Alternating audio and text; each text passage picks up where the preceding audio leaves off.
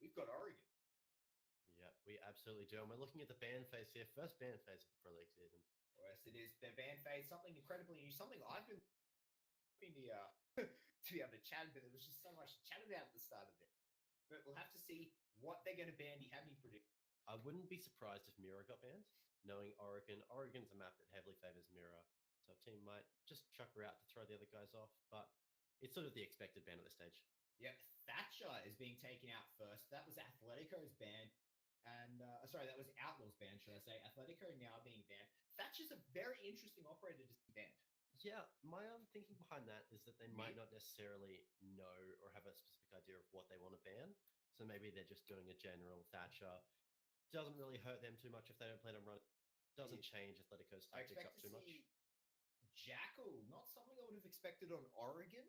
Maybe a map like Bank, a bigger map. Oregon is such a compressed map, easy to section off with drones. I wouldn't expect to have seen a Jackal. So these are two very interesting bans to me. Yeah, I know Emo likes to play Jackal every now and then. That could be it. But Athletico banned it. Yeah, well, I don't know then. You can't ban out your own team's offer. That's hopefully. But we're going to see Legion. I'm not surprised about. Legion is annoying, but he doesn't really make that much of an impact in a game. It confuses me a tiny bit. But it's information gap, right? It is, yeah. Legions underrated tool is information gap. So I expect to see a mirror ban here, and we're going to see 2 information gatherers taken. Oh, we'll see in just 2 seconds. Pulse. Okay. Pulse, okay. So it doesn't entirely surprise me that they didn't ban, because some teams will say let's ban her, but a lot of teams will use it in their strategies. So and that's it. You have to take into account that what you ban, you can't use either. That's exactly so.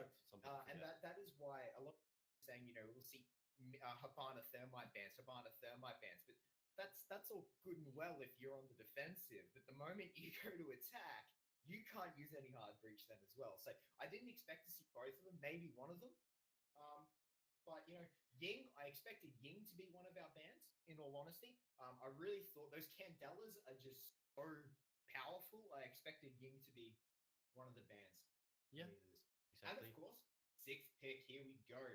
A 6th pick changing from Ying. And we're going to see our first Maestro.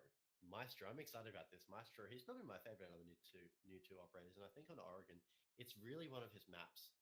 Yeah, absolutely. Maestro is so good at being able to just hold down one of the corridors with that LMG. Yeah, precisely. There's essentially only 2 corridors that you can enter in the basement. And Maestro can just sit on them with his evil eyes. And then if the team starts threatening it, he can just suppress them until eventually they don't know what they're going to be doing. Currently, my favorite spot to put an evil eye camera on this map as well is directly above the default plant spot on top of the laundry dryer. Yeah. It just gives you can really harass the attackers when they're trying to plant, and they can't really do much about it unless they stop the plant. I touched on that LMG, but we're actually seeing the AA-12. Yeah. People have realized that in ranked, it's great for destroying walls, and it looks like that's exactly what Outlaws are doing. They've just completely annihilated that poor wall in the classroom. The 30-round clip. I mean, there's been videos pop up on Reddit and other sites of the AA-12 just emptying a single clip into a whole team. Like, we're seeing aces and all the things with these. So it'd be very interesting to see exactly how that and the evil eyes as well are going to come into play. Yeah, so a lot of just running into the building right here from Athletico. Wondering if they do have any pre-placed drones or just taking an aggressive tactic. This is Athletico. They 100% have their drones spotted out. Athletico as a team, especially when I was playing in Pro League and when I was coaching as well, never wasted their drones. A couple of shots being traded from Bundy and someone upstairs. Not quite sure who it was. I think it might have been Emo in on that Zofia. I think you might be right, and it looks like the plan of that Maestro is to plan the stairs back there, which is I actually like that idea quite a bit. 2 very good spots for the Evil Eyes. They're both the same bomb site. So if Athletico choose to plant on B site, the Evil Eyes will not have any impact. Precisely. Now it looks like Bunny's he's playing a bit aggressively. Start at those main lobby stairs, sitting halfway up. He's doing the exact same in the back stairs right now. He might be looking to push up at some point. That would be my prediction.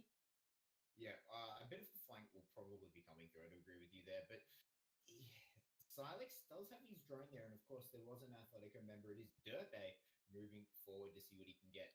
Now, Silex is the one with the diffuser, but Todd is threatening to way down. Blitz to try and body block the plan. We'll have to find out. Interesting to note, we actually lost the smoke for Maestro, so there's going to be no smoke disruption. Yeah, precisely. They're going to have to rely on that Echo drone. Maybe a tiny bit light. It's not really plan. We've got some smoke and a plant coming down right here by Todd, actually. Ethan takes down Muesli. Yeah, he gets the first kill of the whole Pro League. Manages to find the head. A couple more shots coming out. Ethan's been charged halfway down, but he manages to get a second kill onto Joker. Manages to remove his head, but these trades are coming back. Ethan gets himself a third now. Are we going to be seeing an ace hit? It would be something for his first match of Pro League, but right now another plant has gone down. Todd is going to be sitting securely in that diffuser. Casper and Caliber are going to have to go for a retake here. Casper takes down the ace denied. Yeah, manages to find the head of Ethan there. Manages to put him out of his misery. Now a 2 versus 4. It's still very, very strong in Atletico's favor as this first round has been delivered. Emo Rin, he's upstairs, and there is, of course, Todd just trying to body block the diffuser as best as he can. Caliber pushing up with that AA-12. He's going to be taken out by around the blitz. He's prone on the ground. Derpe is going to get one back, and Athletico pick up round number 1 of the match. Lovely coordination right there. Can't really fault that push. They had it all nailed down. Their angles covered. It was simple for Todd to get that plant down. Absolutely, it was. So getting that plank down, using that blitz very, very well to get the plant. That was beautiful work, and the beautiful teamwork by Athletico to ensure that they were covering themselves. You know, you saw when Todd pushed back, Emo used his shield to his advantage and peeked around Todd. That is something you don't see very often. That is something you need to be extremely practiced at to be able to pull that off effectively. And so that sort of coordination we're seeing from Athletico. Athletico are a team who, once they nail something, they nail it, right? Yeah, and they you can practice. see that coming. 100%. Right now, head into this second round, and we do have 5 rounds in a row on attack and defense. We still haven't mentioned that. Yes. So it's not. It used to be first to 5. It's now first to 6, right? It is. And you have 5 defensive rounds, and then you have 5 attacking rounds, and we're seeing a 6th pick IQ. IQ with that elite skin. We'll see if that helps him out at all. But it's IQ in Oregon. It's useful. It's useful. You just have to say, is it useful enough over another operator? But I mean, grenades are great. I'm not going to put anything against Maestro finally get dropped. Yeah, well, that might have been why they were bringing it, because check out Maestro, and also IQ sensor helps detect it. That might have been why. But we're seeing that smoke instead. Yeah, I'm going to agree with this choice. I can't see Maestro having that big of an effect after last round. I would potentially drop the Echo for a Maestro. I mean, they're bringing Echo with a Supernova. So they're taking the shotgun for the destruction. Why not just bring Maestro at that point? The Echo, of course, we do have to say that Echo has had a buff. He now gets 2 Yokais. Yeah. And they can fire and charge independently of each. Yeah, they can. Technically, if you're using both Echo, you can totally deny a plan. I think I'd probably rate Echo as an operator over Maestro, simply from the fact that his plant denial is a bit stronger and his drones are invisible, essentially. You can spot them, but I think it's a bit more reliable in terms of how you use it. At the moment, at least. People still have to experiment with Maestro. Of course, Ethan on that IQ is going to stop all that anyway. Yeah, that's true. It's a direct counter to it. I can't really... You've got me there. So, but either way, we're going to see Athletico. They've done the exact same push, take control of top floor, destroy above that stairwell, and take control of that stairwell, and they're going to push their way down. Bundy's still sitting in the back here. Yeah, John spots him out, so now they know where he is. He's not going to move. He's going to try and play chicken with him a little bit. Yeah, he's sitting a bit higher on the stairs, though, and he's got that angle to look through it. A bit different from last round, being a bit more aggressive, hoping it pays off, which it's not a terrible move. He's going to try some new things. Otherwise, the last round will just happen over again. Can't really fault him. We'll just have to see how Athletico deal with the aggression. Yeah, and first minute down, and he's made his way into the attic, actually. He doesn't have a rotate hole to get out, so he will be relying on the on hoping that no one flanks him, or else he can drop down the stairs. Derpe manages to put his drone in through that little hole, and they know exactly where he is. Todd's now smacked him on the side. They know exactly where he is. Bundy needs to come up with something here to get himself out, but Todd is actually going to respect him a little bit and respect the potential of a flank, and so Bundy is going to get out of luck. We'll see if he has an impact later on in the rounds. At the moment, similar sort of push coming out from Athletico. Probably going to see the same plant happen. Seeing if Todd's rotated around to go for that plant. Absolutely. Todd, he did get the diffuser again. Silex actually started with the diffuser both rounds, and Todd's the one who picked it up. So they've transferred it, and Ethan's going to get himself another kill. That's Muesli taken as he behind his head. And this star player of Ethan has come so well so far. He has nothing. Oh, that's Emo getting down, actually. But, Bundy through the wall to Derpe. He's pulling off no nice flank right now. He's actually harassing them quite a bit. Todd's going for the rush. He's going to... Silex saves him at the last second. Silex, the teamwork coming in. Todd calling up his mate. And they, of course, do manage to get that kill finally. Unfortunately, Unfortunately, Bundy could not get that kill. Joker has been down as they're making it way through. Todd is getting extremely aggressive. They're not going for the kill right yet on the down Joker. The flash, though, onto Casper. He managed to get taken out. Todd lands a headshot onto that. Todd finally picks up Joker. So now it is officially all down to Caliber, as Caliber is going to put an end to Todd's rampage there on that blitz. Now he's still got a barbed wire. What's he doing with that? In 1v3. Caliber pushing his way forward. He's got one smoke babe left. Is he going to utilize it? But no. Down. And that is going to be a second round from Athletico. Yeah, very, very good work. And a very, very good teamwork from Athletico here. Covering off lots of different angles. And then managing to pick up all these kills without really trading back much at all. Yeah, I think Outlaws' strategy isn't really working. They've tried two different variations of it. Bundy was a bit more aggressive on that second one. It almost paid off for him. I think if he had someone else with him, they could have been able to take Todd out and then still maintain that aggression. I feel like Bundy should have taken Todd out anyway. Like, he managed to melee his shield. If he'd shot his weapon, Todd potentially could have died. I don't know whether or not he was flashed. That's the only thing I could think of. Maybe he potentially could have been flashed. Not sure. But I think definitely with someone else there, because they could spare someone downstairs. There wasn't really much happening at that point. His flank was before the actual plant was occurring. If he had someone else, might have been able to get that trade back and then push further into lobby possibly. Yeah, and it doesn't look like we're going to have a sixth pick this round from either team. That's very interesting because we've had 4 out of 4 sixth picks so far. Now we're going to stay on 4 out of 6. And we're going to go to the upstairs bomb site for the first time.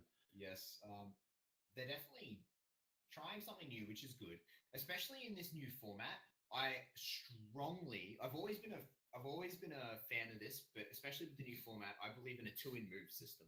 If you fail twice on a site, move. 2-in move. Yeah, there's different strategies for each teams, but I'm just a bit confused why they are taking that Echo shotgun, because Maestro's pistol is a shotgun as well. Yeah, exactly, right? So it doesn't do as much damage. Like, it's got a smaller hitbox for the damage. Oh yeah, you wouldn't necessarily bring it for the actual weapon, for the utility that a shotgun has. Yeah, exactly, right. But the Supernova isn't a bad shotgun. I feel like it's one of the more underrated shotguns in the scene. It does get outclassed by especially the SAS shotgun, and then you usually bring like a jack. It's another shotgun you get in. Yeah, for sure. Sledge is being pulled out by Athletico once more. Not entirely sure. Utility, I mean, Grenade's great, but Ethan seems to be on operators like IQ and Sledge that I'm not really 100% sure the utility that is aiming to be brought by them. Yeah, I actually think that Ethan and Emo should almost swap operators at this point. Ethan is doing a lot of fragging work for them, and I feel like he should potentially be on more of like a Zofia Ash. I disagree with that. I think Emo's doing his role just fine. It's just that Ethan's finding the frags. I guess that might be his role in this. He might just be picking up the kills. They're running into his line of sight. It doesn't really matter what operator he's on. I just think that he could be on someone a bit more useful, like maybe even Thermite in case Habani gets taken out. You can still get frags with Thermite. But that is true. Fragmite is a very, very strong operator. But the grenades are useful. I give him that. Yes, it is. Well, he's only taking grenade operator. Yeah, that's true. That could be it. He could actually, solely be operating around the group frag grenades. Oh, that was close. Caliber almost lands Todd on. Gets full control of the stairwell. And he pushed in quite aggressively there. He deserved that right there. I'm not sure what he was doing. He just walked in. Yep. Caliber going to be finding that kill on that Maestro with the LN. And it does look like Athletico now threatening a plant. Silex is the one with the diffuser. And they could potentially be going for either a hallway plant or a small dorms plant. Atletico have lost control of the white stairs, though. Bunny can sit on that mirror safely now. Yeah. Todd's position was very important, and now he can't help at all. Way too aggressive. Bunny finds that head on. Ethan actually gets the nade frag. Joker, though, puts an end to the plant as he takes off Silex's head in reply. Now a 4 versus 2. It looks like this could be the first successful round for Outlaws here. A flash Derpe is actually going to manage to take down Casper, but Caliber trading in straight off. Emo pushes his way in, finds Caliber. So now it is a 1 versus 2 as Emo gets into a fight but loses it as Joker head and Outlaws pick up their first round here. That was sloppy by Atletico. Todd just pushed in at the top of those white stairs, got killed. That was one massive flank they needed to have covered. But then Bundy could just sit there and Outlaws really could just know their plans super easily. And then Emo team stunned Derpe. And that sort of threw him off a bit and got him killed. Put him on the 1v3. Really not the best. Very sloppy. Yeah, it really was. It was very, very sloppy play there by the Atletico members. Todd in particular, he is the captain. He is the IGL of Atletico. So it makes sense that if Atletico is playing sloppy, Todd will be the one leading the charge. Lead by example. Yeah. Sure. But no, Todd, if Todd had just played safer and a little bit further back, he would have been able to lock down those white stairs, and then they would have been able to plant in the small dorms rather than planting in the more exposed corridor. Yeah, that's something. I think really it was a massive misplay for him to get taken out, because when the plant started happening in that the doorway towards the small dorms bomb site, the Echo could just jump out, use his bearing 9 and take that out. If you have white stairs control at that point, it wouldn't have happened. Yeah. So I think that Todd was a catalyst to Atletico's loss just there. And they would have had, a lot more control. Now, Outlaws, they're reinforcing back upstairs, but they have taken Kitchen Trophy, completely abandoning the basement here. They're ignoring your turn move. They don't care. I like this because it plays mind games with the other team. So with the much larger, with the more rounds in a row that you play, traditionally you just switch between top and bottom. Yeah, traditionally. So, you can't do that anymore, though. You can't do that. Well, actually, technically you can, because as soon as you win your next round, the original site unlocks again. I think you're confusing me, but so either way. So you win. Okay, so for Outlaws went upstairs. All right, they're now locked out of upstairs. If they win this round, upstairs unlocks for them again. Yeah. So you can still technically juggle, but the fact that they've lost basement so many times in a row, and the fact that they're just abandoning it to move to something else, I like a lot, and it plays mind games with the attacking team because they're not expecting something like that. They're expecting you to go back to that other bomb site. Yeah, so right now, Atletico, they have to react to this change they're not expecting. And Bundy is sitting all alone with some grenades. He's going to be down to... Yep, the frag grenade comes in. Of course, they don't know he's the point system is not there. Silex does have his drone in, so technically they could know. Technically they could know. However, they could just let him bleed out as well. Play the time. Quite possibly. Right now, though, it looks like both teams are just content to sit back and wait for the others to make a move. Not really yelling much at the moment. Joker, he's going to have an angle on Todd when he hops in, though, which it's going to be interesting. I haven't seen that one before.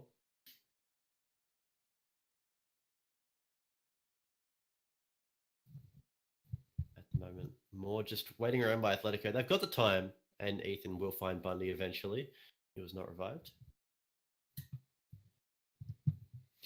But yeah, so it's actually an interesting spot from Joker. It is a strong spot for them to sit. And Emo will find Casper, but... Emo in. It's the first kill. A minute left now. A lot of time has been wasted. And in a 4v3, a 5v3, I'm not exactly certain how Outlaws are going to go. They do have time side.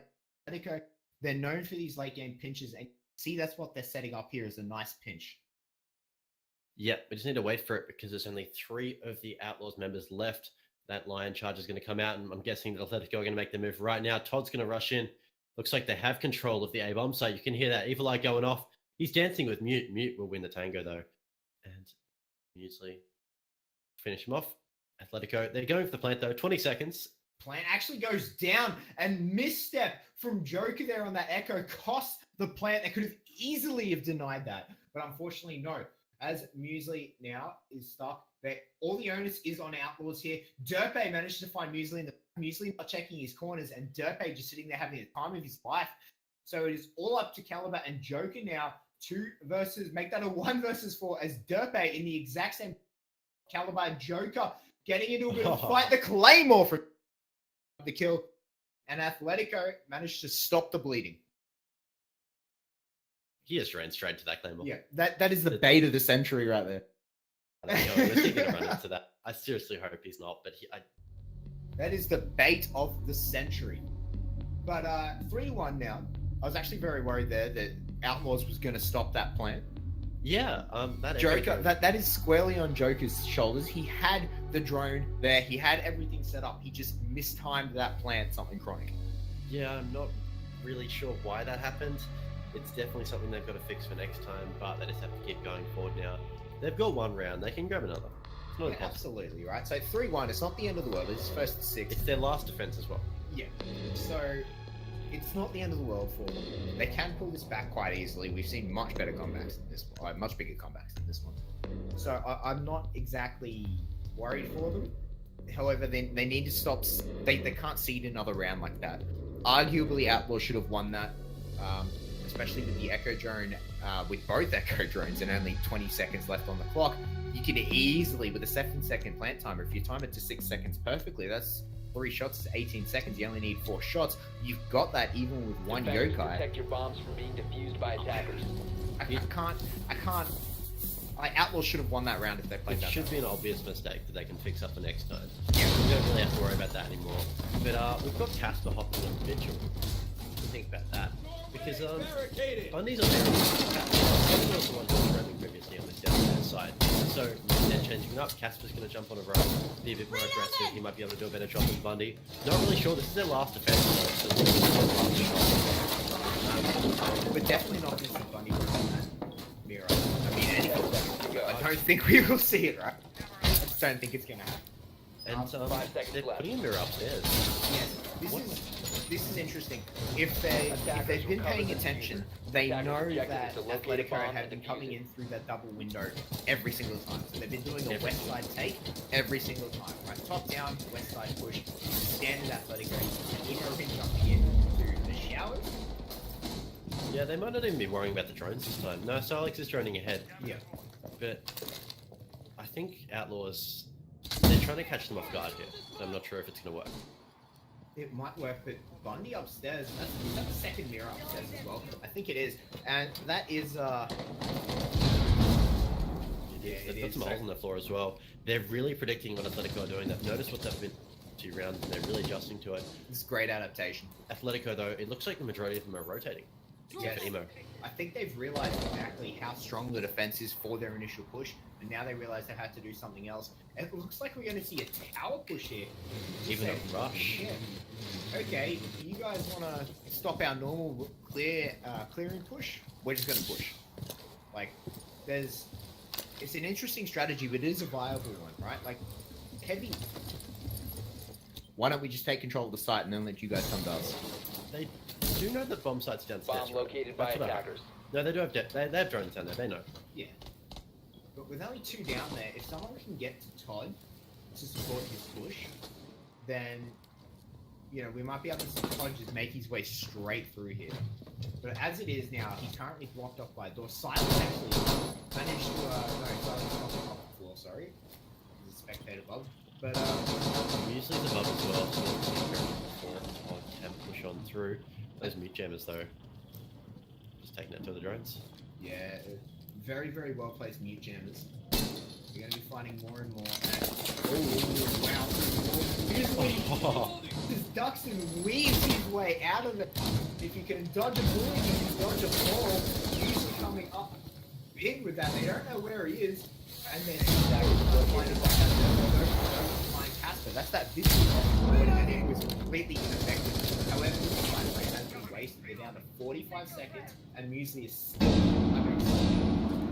Looks like the entirety of the Athletico push is going to come back as Muesli will take out Ethan. He's going to drop down into the fire of Emo. Bit of a mistake right there, but he's going to have to move on. 4 of Athletico left, 3 of Outlaws to deal with him. Yeah, E1B comes in, doesn't find anyone. Everyone's standing still, surrendering to the me, and really going to be pushing their way through just yet. All C4. C4 goes out the here covering off right now. The push comes in. Oh, joking, man. Getting Caliber gets himself, picks himself up a second as Emo drops down. Bundy with a very quick 4K from the Outlaw squad manages to take out Athletico there. Their defense round worked perfectly there. They adjusted to Athletico. Amazing. That was beautiful. That was perfect. That was exactly what I think the R6 Desert wanted. Yes, that is the pinnacle of what this 5-5 split was meant to be about, right? On the last noticing, adaptation, and taking control. They lost the majority of their defense rounds, but they figured out why, and they made that beautiful adaptation upstairs that's caught Athletico off guard, forced them to rotate, and they were just unsure of what to do from there. It really gave Outlaws the advantage, and is, as we're saying, it's just perfection of what this 5-5 format is supposed to be. Absolutely. And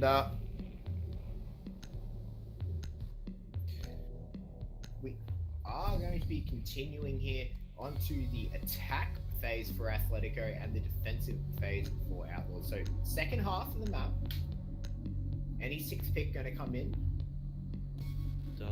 Yes. Caliber is going to swap out a Ying. That's an IQ. That's a big questionable. Yes, I would much rather the Ying over an IQ, especially in Oregon. I don't think I don't think IQ has. Ooh, actually, a very late cut 6th pick as well. I mean, you've got Valkyrie cameras, but I mean, Attackers need to locate and defuse as many bombs as they can. Yeah, Valkyrie cams. Everyone knows what Valkyrie cams do. And even if you miss it doesn't matter if you can flash yourself. The wall's been reinforced. Yeah, absolutely. So, I really do think Ying is a lot more useful in Oregon than IQ. IQ has her use, get me wrong, but she's more useful on other maps than this map. Well, I think IQ's situation. Ying is a better pick solely for pushing the objective and getting played out. Yeah. Well, actually, that being said, we are upstairs. Ying is arguably very, very useful. Whether you're flashing in through the large window, whether you're flashing in through the kitchen windows, whether you're in those PSLs, small dorms as well. So you can try and pick up, so you can try and get a plant in the small dorms. IQ just doesn't have that sort of utility. We're actually seeing Glaz we haven't seen yet. First Glaz, do you think this is something we're going to be seeing? Yes, depends if it works out for him. Muesli is a big Glaz player, right? Like he loves his Glaz. I'm not entirely familiar with Muesli personally, so he's new to me, so I'm not really sure what to expect from him. But from what I saw in the match where they qualified for Verdict spot in the Pro League, he was amazing. He was making practice down to everyone, and I think he definitely deserves to be on the Pro League team just based off his performance. And Ethan playing very aggressively in the bathroom. He actually has support from someone on his left and Derpe upstairs as well. A roaming mirror. We said it probably wasn't going to happen, and Derpe was on. Says, "Oi, watch this." I mean, Bundy was doing it last round as well. By attackers. Hopefully it doesn't become a common thing. It hurts me inside. Yeah. So, very, very interesting. Muesli actually managed Armory along with Bundy to finish his way up. Joker in the master bedroom. It looks like we're going to have an extremely solid small dorms take here. Quite possibly. I think Athletico, they're playing a bit spread thin on objective right now. They're all choosing to roam instead. I'm not sure how it's going to go. Casper Alpha manages to find Silex. Silex on the wrong side of the wall. As they do open it up, and Fun usually take his head off. Here comes the smoke grenades. Flashbang. Casper is down. Dirtbag's down. Dirtbag gets native off. Joker trying to put some fire again. Without managed to stop the plan as it goes down. Now downstairs. Trying to go for a flank up here. As well. Oh, managed to. Oh, he does manage to find one. He did tag him up. Defenders have located Joker the gets the diffuser. Claymore kill as Casper finds Todd. Emo room with the C4 though. Trades Casper straight back out. Dirtbag going for He's the going plant. for the defuse. plant is silent now. Caliber. Oh, Caliber managed to Last get it second. up. So worried about that just there. And they do manage to stop it. So it's 1v3 Athletico. Doesn't manage to do it. Bundy puts an end to Atletico's misery. And they tie it up 3-3. This is not what I was expecting going into this game. Yeah, that was a lot more hectic than what we've been seeing. Like that was Yeah. just I think that was a lot more. That felt like a lot more of a free for all. that was exactly what Athletico did to Outlaws in the first round. Like Outlaws, they had the plan lined up, ready to go, all their angles covered. It happened. Dirtbag, he almost pulled a James Bond right there, ninja defuse. Don't know why I call it a James Bond. I don't think James Bond has ever ninja defused anything. Forgive me, but anyway, almost a defuse right there. Ultimately, Outlaws had the situation under control though. Yeah, one thing that we actually haven't touched on yet because we haven't seen a defuse happen is destroying the diffuser or interrupting the diffuser, should we say now, is silent. Yeah. It's something that you don't hear. You hear the connection, but then you don't hear anything else after that. So after the initial maybe half a second, there's no sound animation anymore, which means that you can forget that someone's not defusing. You can easily miss it. People aren't used to it. They're gonna have to get used to it because it looks like it's gonna be staying. So So ninja Attackers diffusers need to are a locate thing and at defuse this as point, many right? bombs as they can. It's become more and more prevalent. I've seen it in normal games that I play, like my ranked games, my casual games. It's just playing. I've seen a lot more ninja diffusers now that the sound cue is there. It is actually amazing how much we as a community relied on that sound. 100%. Now let's talk about this. We've got Ethan, personally, we've been talking about the Athletico side, who's been doing splendidly so far. I think we both agree. Yes. He's helping on Frost. He's jumping on the Frost. Frost is something that is becoming more and more 10 seconds popular, or more, not really popular, more and more accepted in the scene. You know, the submachine gun is actually Attackers have fairly recovered their decent. diffuser. Attackers Like, must it's got locate easy and defuse the bomb. easily land. It's basically like a slower rate of fire version of the MP7. So I do think that Frost is becoming much more stronger, and people are just beginning to look for her track. Yeah, well, if you're doing the same thing every single round, it's easier to get lulled into a false sense of security. Would have been interesting to see Outlaws do that to where Athletico just kept hopping, and that could have been something. But we'll see if Outlaws fall for this trick, and Emo Rin spot out in the attic. He's trapped in there, provided Caliber keeps a hold of this angle right here. Yeah, he is trapped. So on IQ as well, that's a very, very good trait. Stopping Valkyrie from being able to enter with IQ. So the nade gets picked up. The cook goes out, doesn't kill him. He knows he's there. He needs to bounce the nade a Oh, little he's bit better. forcing him to stay still as well. Yep. He doesn't manage to get it. Goes to the point. Back up a little bit. Emo Rin is safe though. Todd pops out, kills Bundy, and now Emo's actually managed to run the gauntlet, gets to the other side, and is going to get out alive. Todd saving his teammate right there. That's lovely. And it's going to catch out guard and waste a bit of time for them. That could even be enough to just throw them off the rest of the round. Yeah, Todd doing all the work to save Emo alive. Managing to pick up the line as well. So no E1D scans are going to be coming out. So no annoying tracking scans for the attacking team, for Outlaws just yet. But Todd took a lot of damage to it. He did. I'd say it's worth it. Line's taken out. It's at the end of the day, it's a kill against nothing. They are actually going to be able to reset it back to half HP.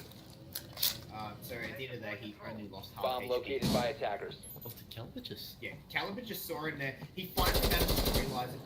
The shots Todd has moved his way through. That's a mistake qualified caliber. He should have 100% been able to get that. Was a very tight angle. Not entirely surprised. I'm confused as to what Ethan's doing downstairs. Is he going to try and maybe shotgun up through the floor with some Valkyrie cameras? I'm not sure. Maybe. If that does manage to hold, I know it is one of Dev's favourite spots, is sitting underneath the shotgun. Attackers dropped the bomb Flying eagles, diffuser. they're Attackers walking recovered the bomb diffuser. Which it does look like Capitao, Joker here, he's going to pop one of them. He does go through easily, straight through that. Casper finds out Todd losing out on his teeth there. Muesli as well. Now a 3v3 with health advantage squarely in that. Desperate plant going down. They pick up one each. The plant will not go down. Time will run out. Athletico. Operators, you have run out of time. 4-3 now.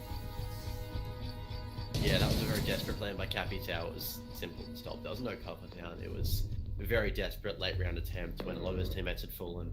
It's really, I guess you could say, down to what Todd did to save him out the start of the round. Yep.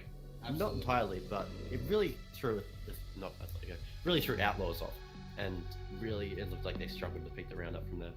Yeah, I agree with that. Now let's just take a pause for a moment while we're looking at this screen with the pick phase on the banned operators as well. Do you think the operators that were banned have had an impact? Do you think if they had availability of one of these operators, something could have turned out different? Well, Athletico seemed to be favouring a very play beneath. Pulse could help them out with that. But, I mean, at the same time, if they didn't pick him, Pulse would definitely be good for them right now if they picked him over a Frost in that round. Wait, they even won it, so it doesn't really matter. But, I don't really think it's making much of a difference. Yeah, I agree with you. I don't think the banned operators have had that much of an impact so far. To me, it looks like if you want to have an impact, locate and defuse bombs. Ben Mirror. Ben Mirror, yeah. I think both teams seem to be using it though, so it's the sort of thing that they could ban it, but then they'd have to develop entirely new strategies. Yeah, 100%. Maybe also banning Lion. Like we've seen a lot of Lion this game. So from both teams, we've seen a lot of Lion. I think on the defensive side, we could also see maybe a Vigil ban. If you're feeling outrageous or you're going to play a very non-heavy game, you could ban Mute. 5 seconds to insertion. Like if you know that your opponent plays a very roam heavy playstyle, and you don't intend to do that, a Mute ban could actually work. Muesli and Emo, they've both been favouring him as well, and they've been working well on the operator on the drone. Drone takes a lot of rounds just there, but Casper coming in with a second one. Hopefully they go straight past Ethan. He does see the drone. Managed to take it out though. Hopefully they don't think he's there. Now they definitely know he's there. He managed his electronic camo and get out. Just gonna run straight away. He's not worrying about sitting the drones and making them worry about him anymore. He's going to place another knee jack down, and they're continuing to watch. But Peacock through the kitchen and dining, finding nothing.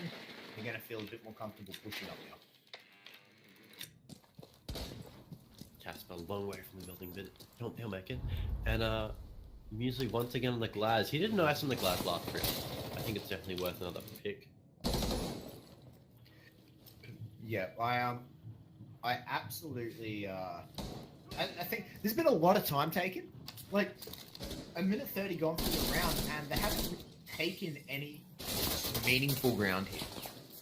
Right? Like they haven't managed to take control of the floor. They're still fighting over meeting hall right now, and it does look like we're going to see a coordinated push into meeting hall finally after the minute 30 mark. Or we could not, and they could just go back on their drone. While droning is important, you have to be able to take ground while you're droning. You have to take that meaningful ground. You do. You have to be able to act off that information. And at the moment, Outlaws really need to just push up or do something, because with a minute left, it's really ticking down into something that's not going to favour them that much. No, it really isn't. Emo, sitting behind that, he has managed to drop down. But no, Ethan pushes up, gets taken out by Bundy. So sitting in a 4-for-4, we lost Vigil and we lost Lion. I think that's a more successful trade for defenders. Defender has left Todd the jumping designated outside, trying to staging find area. someone. Not detected though, even though he's going to draw the line of caliber. Emarin will find Joker, and this is looking not very good for Outlaws right now. With 3 people left in 40 seconds, this is going to have to be a very fast and hectic push if they do want to turn this into a W. Absolutely. 30 seconds. 30 seconds left. That is a lot. A bomb They got a has been lot of work to located. do in 30 seconds as they have managed to move Joker on that capital as well. 3v4 favouring Athletico. Atletico really just have to hunker down now and just wait out the time limits. We can see that Silex is currently safe in the corner on his equalizer. Todd is opening up above the attackers right now. 10 seconds This could left. really, as he does the equalizer, drop back, causing a lot of issues for them. Caliber takes down Todd. Outlaws might actually have a chance here. They're getting the plant down. Casper though, Bombs are activating the he's bomb got it. diffuser. Defenders have located the Plant did diffuser. go down. Emarin doesn't manage to take out Casper. Retro post plant though, so not really a not really a great trade. He should have thrown that C4 a little bit earlier. The equalize from Silex did not stop the plant. That is one thing to note. Casper was taking a lot of damage from those equalize, but they did stop the plant. Muesli, he's seen Mute pushing up right here. First thing in the main lobby. Emo will find one, trades back to 1-on-1. Silex is defusing. Yep, Is the he going to be able plant's to get in coming down. time? Can he stop it? He stopped the plant. Muesli picks it up. Outlaws, they're tied up 4-4. We are so close. This is nail biting. Outlaws are putting up a great fight. I was really happy with how they performed in that qualifying match for Verdict's Pro League spot. And right now, they're taking it to one of the arguably best teams in ANZ. I think they're doing amazingly. I'm happy with this. This is a tight 8 teams we've got for Pro League. Well, absolutely. If this is our bottom tier team, and I do believe Athletico is technically our 3rd seed. Athletico is technically our 3rd seed. So it's interesting. It's interesting that they're so close. Yeah, especially. I think Outlaws, especially since this is just the start of the season, it's going to be exciting to watch them develop, and just the rest of the teams, how things change towards the end of it. Yeah, absolutely. And that's actually something that has come really well here for Outlaws, is the adaptation we're seeing from them. It's something that Defenders, protect your bombs. I've traditionally Defend said that attackers. Atletico has struggled with, is adapting to new metas, adapting to new patches, and adapting in best of threes. It's something Atletico has traditionally struggled with a lot. So Outlaws showing that they can do that, and really quickly as well, and adapting to this new format where Atletico are just continually trying the same things over and over. Yeah, well, I think adaptation is going to be the power word of this season. So we'll have to have teams that can work really well, and if Atletico can't do that, then they get top. That's actually it. Like, you need to adapt or die 5 off. seconds to go. You know, Atletico, very strong Attackers team. recovered the bomb diffuser. Attackers objective is Yeah, located bomb. I do agree with you. If they fail to adapt, if they fail to overcome, yeah, they have a lot more time to do it across the 6 months or however long the weeks are going to be. I actually think it's going to be about a 3-month program. But if they can't adapt over the course of that time, then you're going to have a lot of issues because you're going to have to adapt to multiple. But anyway, focusing back on the game, Todd is actually going to drop his way back down into the basement. Atletico is still trying to defend this basement here. Do you think we're going to see something different, like kitchen trophy? Sorry, not trophy. Kitchen dining. Maybe. Like Right. we saw it out of Outlaws, and I actually really liked it. They didn't win the round, but you know, it was something different. It was good to see. Durfee Getting the first kill as he managed to find head. aggressively on the stairs paid off, and Lion Gone is great for when they do try and get the plant down. They've got a Twitch and a Dokkai as well. That's interesting.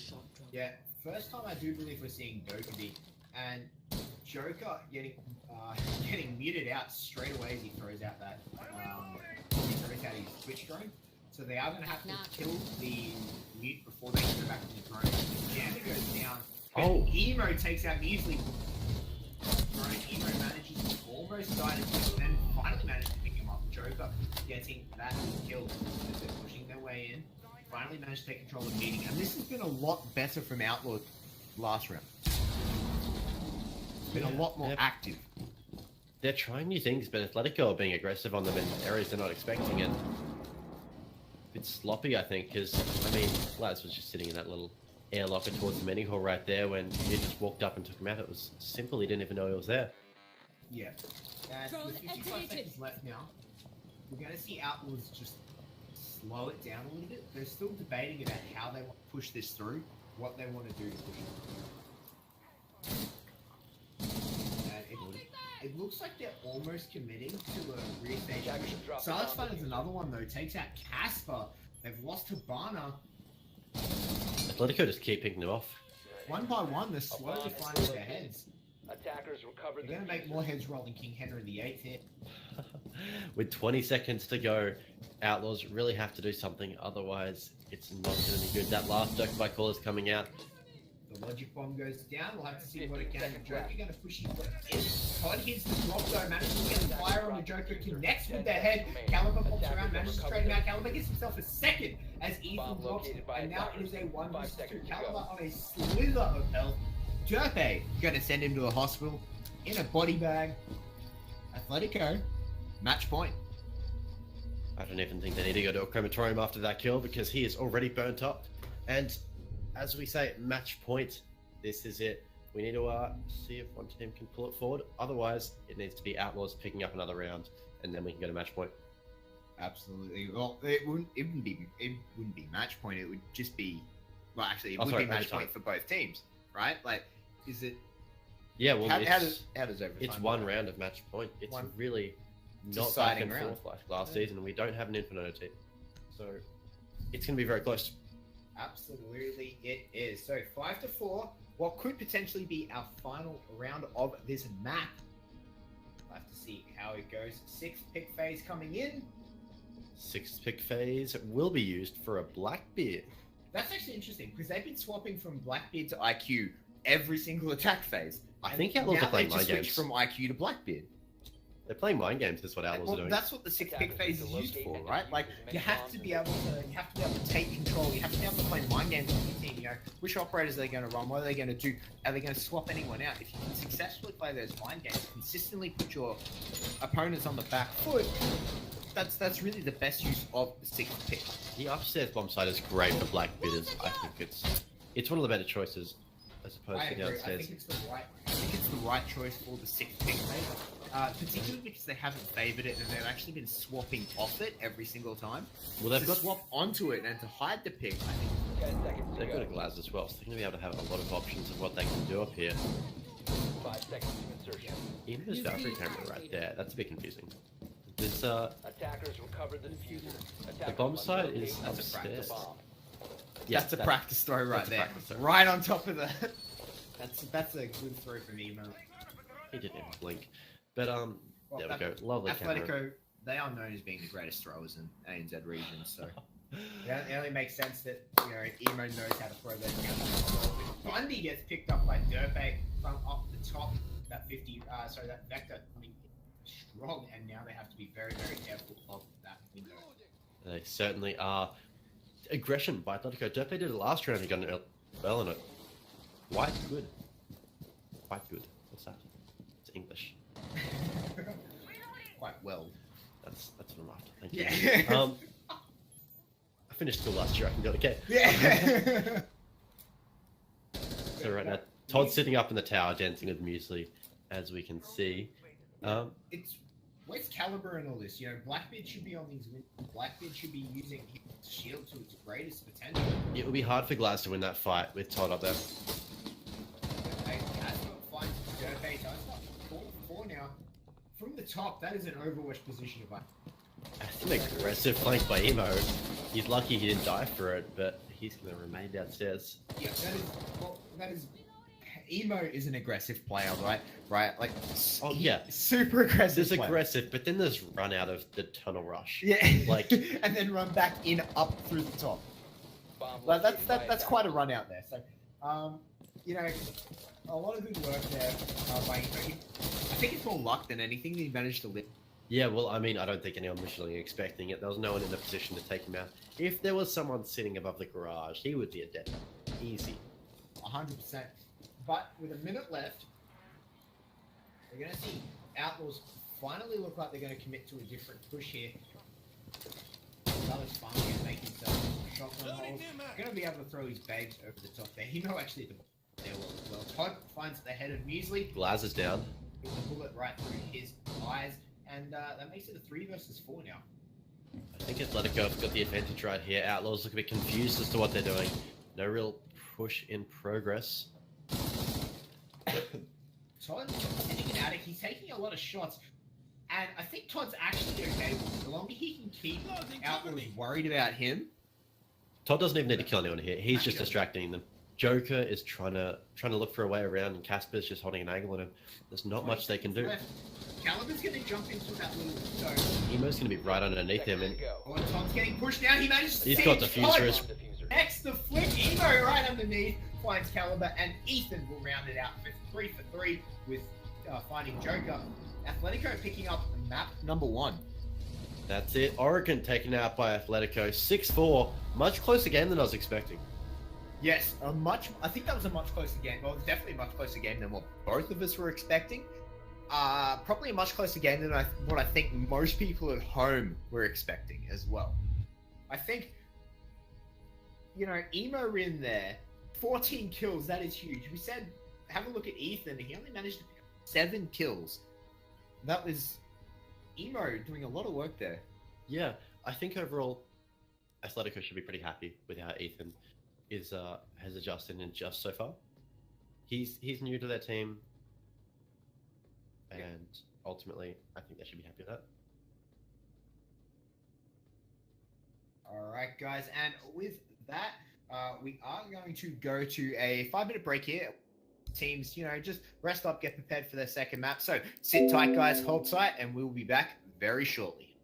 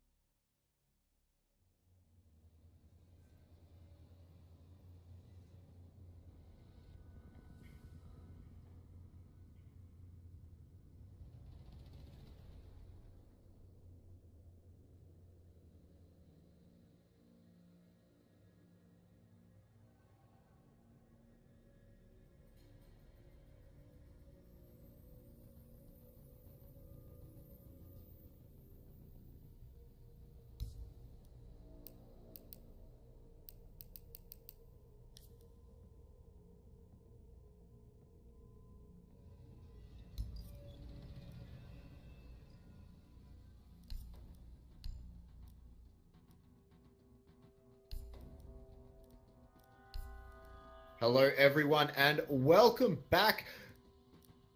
We are back with the ANZ Pro League Season 8, the first play day of the day, and our first game. The first map went over to Athletico. That was a great map. I liked it. It was close. Outlaws, they put up a very good fight, and at the end of the day, it could have been either team that came out on top of it. Absolutely. It was a great map. I was actually really surprised with the back and forth we had between the two teams. Outlaws put up a tremendous fight. I don't think a lot of people were expecting that, but, great to see from them, and it shows just how tight and just how close the APAC and the ANZ scene in particular is going to be. Yeah, precisely, and there's lots more teams to come. I'm excited because Outlaws, I'd say, is probably one of the weaker teams. So if that's what we're expecting from one of the weaker teams, then who's to say what will come. Later today, we've got SYF versus Darkside. That's going to be another great match. Those two teams are a bit more evenly balanced. Darkside probably would have my money on it, but we'll see. Yeah, absolutely. And as we get ready to head into the second match, and the second map, what are you expecting to see? Honestly, I think it could go either way. Atletico, ultimately, I'm going to keep my money on. But you never know. Outlaws, they surprised us last. They could surprise us this one. We could end up going to a third match, possibly. Honestly, I think Bank, though, probably favors Atletico a bit more, from experience, at least. Yeah, well, we're definitely not going to be going on to a third map because it is the best of two. Oh, yeah, it is a best of two. Hey, I completely forgot about that. New Pro Leagues. I know what's up. Yeah. So it is a best of two. So we're not going to be seeing a third map. So there is points assigned to winning each map, and so there is points assigned to either winning 2-0, 1-1, or 0-2. So I think it's going to be very interesting to see. I do agree with you. Bank is definitely going to favor, in my opinion, Athletico. What do you think we're actually going to be seeing from the bans for this map from Bank? Bans? Lion, I wouldn't be surprised. He was used pretty heavily by Outlaws last game, tiny bit by Atletico, but that's certainly one thing. Jackal was banned on Oregon. That could be a preference ban that could be dragged out to Bank as well. That's your prediction to me. Absolutely. I'm expecting to see Jackal again. Right, we saw Jackal banned on Oregon. Yeah. I expect Jackal is uber strong in Bank. Yeah, it's a large map roaming. So I absolutely expect to see Bank to see Jackal on Bank. So I'm not exactly sure what we're going to be what the second ban for the attack side is going to be, but 100% I expect to see Jackal. Yeah, for sure. Jackal and Lion are probably going to be my two bets on the attack side. Defense-wise, I wouldn't be surprised if we saw a Legion ban being pulled out again. Even a Pulse, maybe. Pulsing from goals has become a bit popular recently. Yeah, well, that's it, right? So maybe even a Mirror as well. Mirror used quite well and quite strongly on the basement in particular. We do see some Mirror strats for like open area and things like that. But for the second map, for the second site, obviously not as much used. So I wouldn't be surprised to see a Mirror as well. I do expect to see a pop ban definitely here. So we'll see the first attacking ban here in just a second from Outlaws. It's going to be Habana. That's something different. That's going to be big. We briefly touched on the potential of a double hard breach ban, or we said at the beginning that we expect to see one or the other in hard breach get banned just to limit options. Well, if Habana is going to seriously limit things, teams have to bring it. They have to. They can't not. Athletico banning Glaz. That's, in my opinion, that's a decent ban because Outlaws love their Glaz. They do. That music's been on him quite a bit at the moment. I think, not a surprise. Habana, I'm still stuck on Habana. That's massive. Teams aren't going to be able to get 3 hatches. No, they're not. They're going to be able to get 1 hatch and potentially the bank wall. This is like season 2. Right? So, it's going to be great. And we're seeing Echo ban from I really like Atletico's bans here. This Atletico have learnt from watching Oregon. Echo was used every single defensive round. Yeah. They used the Supernova and they were using the dual yokai drones to super effectiveness. Glaz picked a lot out of Outlaws. really, really useful bans. Valkyrie coming through is the last one for Outlaws. Outlaws have done the same thing though. They've seen that Emo has been using Glads quite a bit, and they've chosen to ban that themselves. They've seen Habana being used by Silix. They've also taken him out. I think that's got to be predetermined though, because you can't just ban Habana out of at something the other team uses, because every team uses it. Yeah, absolutely. So this to me says they have a certain strategy that they want to put in place here. They know what they want to do. They've probably been practicing with only using one high breacher. I love how Athletico have said, "Hey, remember season 3 with Echo and Habana?" No, you don't. You don't truly remember it, not the way we do. They're just taking Echo and Habana out. They're completely season. And Maestro, 6th picks coming in here. We are going to see a 6th pick into a Ying. I do like that. I think Ying is the stronger operator there. We are going to stick with the Maestro. Maestro, I'm on the fence about. Sorry. The cams. Need to locate and defuse bombs. I don't know whether or not those cams can be put in tremendously useful situations. Chucking one in server, I would be a good. And this is interesting. He's going to get a line of sight into the bomb site a tiny bit, but not really into the default plan spot. We'll have to see. But I think put in server would definitely be useful. Yeah, I agree. I do think maybe putting one in server, on one of the angles, on one of the parallel perpendicular walls, so you don't see into the bomb site, but you can just collect information on the server room itself. I think is probably one of the better options for that to go to. If you can keep the Evil Eye camera alive as well, it's almost like having pulse and golf. Yeah. Except you can just see it a tiny bit better, and someone can sit on that. Yeah, absolutely. The mirror going down here, not really surprised. Very standard spot for that mirror. And the drones out of Athletico are all alive. And this is something that Athletico pioneered along with Lemon Squeezy back in the day. Keeping all your drones alive, keeping them around the entrance points. So you confirm where the enemy is, you confirm where the bomb is, and then you immediately pull all drones back. Right? So you sit them back, at the entrance points and keep them alive, so you have 10 drones at the start of every game. It's something that Athletico do very well, and drones in a game like Rainbow Six are extremely important, so it's a great tactic to maintain. You see this Legion, which was previously banned in Oregon, not banned right here. Doing some good work with Legion lines, but I think Eno has spotted them out. Is Joker going to try and be aggressive when he starts sending these stairs though? Yeah, Joker, he's in the spot to be aggressive.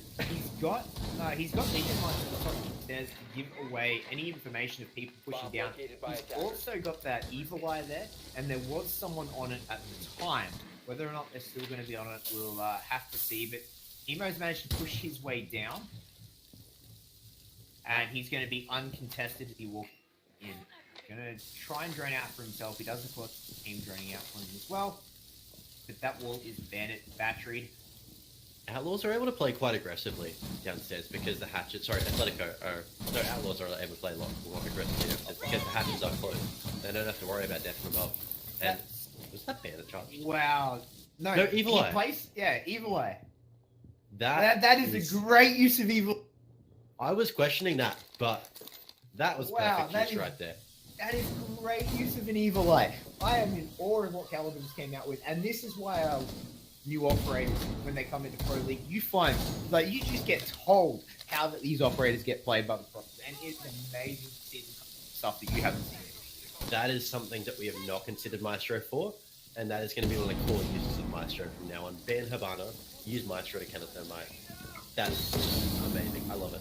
And now look at Athletico. They have to run in through the doorway of smoke right here. Yeah. This is not pretty. No, this will not be pretty at all. They've got smoke sticking testers, but they are through. They have charged their way through. The Incandela Casper taking out Silix's Emo now is taking control of the plant as Ethan takes out Bundy. Derpe managed to find Joker. Caliber finds Derpe in reply. Ethan and Caliber trading back as Muesli pushes in. Muesli with a double kill and Caliber to clean it up. Wow, they say life is like a box of chocolates, but when Athletico saw that single doorway with smoke run through it, they knew exactly what to expect. went exactly as Outlaws planned. I love that use of Maestro. Exactly what you're saying. This is what new operators do to the game. There's new innovations that nobody expects until it happens. And that was game changing right there. That was amazing. Like that. Outlaws created that with that Maestro play, right? And Athletico panicked. Having to run through the door like that is not a good thing ever. So to be compressed to having to charge their way through that one door frame is just gonna like that causes panic in your IGL, right? Todd had to come up with something there. They had no other choice aside from just rush straight through. Yeah, I agree. They had no other choice. They had to wait till the smoke was running out and then charge their way in. So I don't think there was an awful lot that they could have done, but it's just Attackers need to locate. that was created by Outlaws. That was dictated by Outlaws. It really was. Outlaws, the second they banned Habana, they had their plan already set. They knew what they were doing. I like it. I love it. Yeah, I love that as well. But they're upstairs now. We're going to have to see what they're going to do this time around. They have not brought the Maestro this time. They have brought a castle, though, something new. Attackers have located the bomb. Yeah, and I want to see how Athletico react upstairs. They've been around ANZ for a long time. Upstairs has been a default site of some teams. Or a secondary site. Yeah, it's been a secondary site. It's never been a first pick site, and more importantly, it's sort of hasn't really ever been in favor. It's one of those sites that people pick as pocket picks or to set the other team off guard. It's not an amazing site, but teams use it to catch others off guard, and that's what some teams in ANZ do more than other regions. But so they should be able to recognise that it was an option, and hopefully they have a counter. We're gonna have to wait and see though, based on what they do. But Outlaws, are they going to react to Atletico's reaction to their reaction?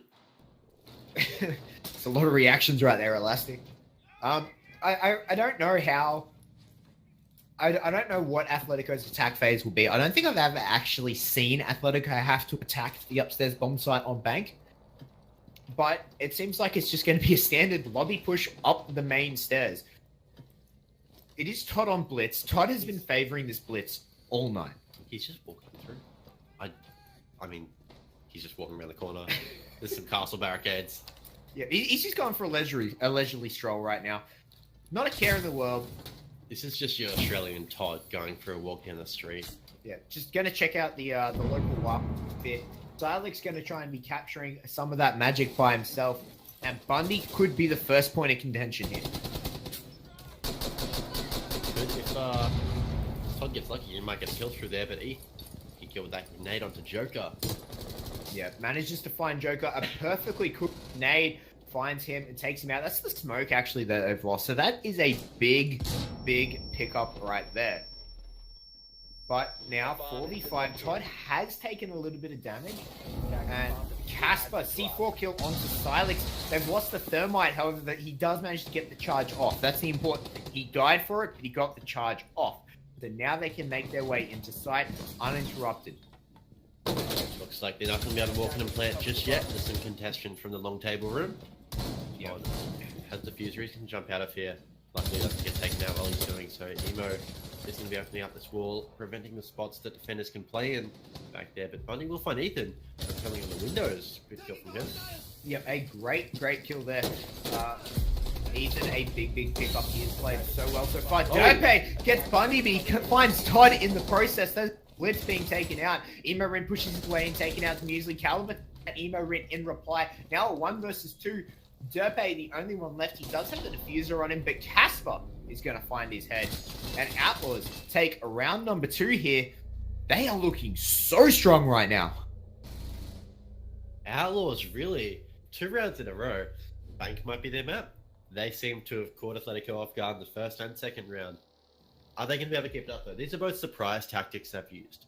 Athletico, when they get into something they might know a bit better, like their defenses maybe, might be a bit harder to keep this up. And that's the important thing to note, is even if you win every round on your initial half and your initial side, you can't win the full game on that side. You have to win at least one round on the opposite side to what you start.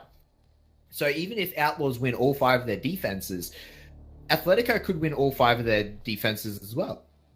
You know, Outlaws could lose all of their attacking rounds. So I think it'd be very interesting to see if this trend continues, if Athletico manages to adapt to the interesting tactics we're seeing from Outlaws. And in actual fact, Outlaws are going to a new site again. 3 sites in 3 rounds. Quite possibly. I want to see if we're going to see around the world. Maybe. Thanks for one of those maps, you can do that. But I want to see if Bundy uses any of those Maestro cameras the same way last time. Maybe on that wall that Caliber's reinforced there in the A-bomb site. I'm not too sure. Maybe in the closet of the admin. Yeah. I think maybe an evil like under the desk. Like if you sit it under the tellers, you can effectively stop the a dual plant peak. Oh, sorry, a dual wall peak or something like that. That's exactly the spot I was thinking as well. I think it would be very. Attackers have recovered their diffuser.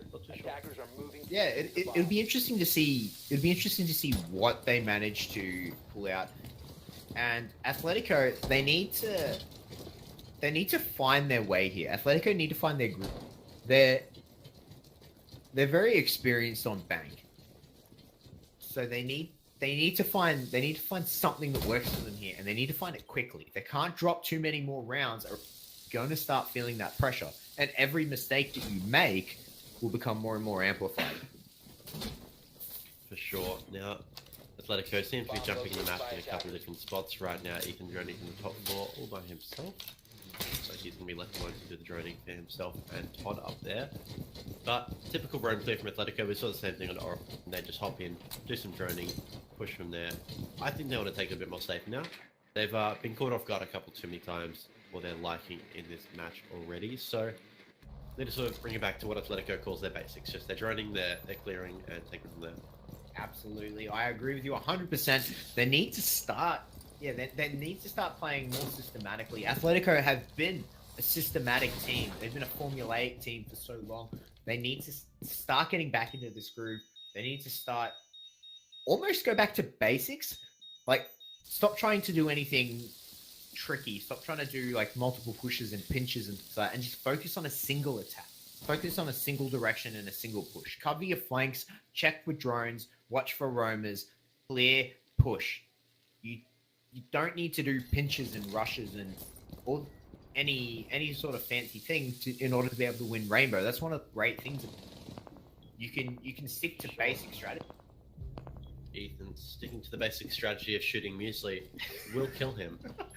It's not the basic strategy I like in this game. Yeah, shooting things the most basic strategy of all. As Monkey said, his favorite strategy: 5 headshots wins every time. Yeah.